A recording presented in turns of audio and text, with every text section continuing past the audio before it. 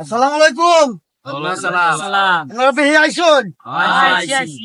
আপনারা দাওয়াত দেন মান। আপনারা খাওয়ার জন্য রেডি হয়ে যান।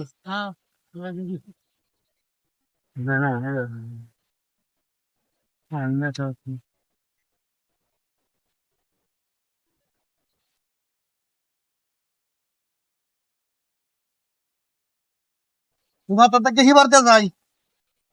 আচ্ছা কি খাওয়াই আমাদের বুঝছেন কি খাওয়াই আমি গরিব মানুষ। দায়িত্ব নেবেন যত নাই আচ্ছা চাচা আচ্ছা কি উপলক্ষে খাওয়াইতে চল আমরা খাওয়াইলাই ভালো কথা।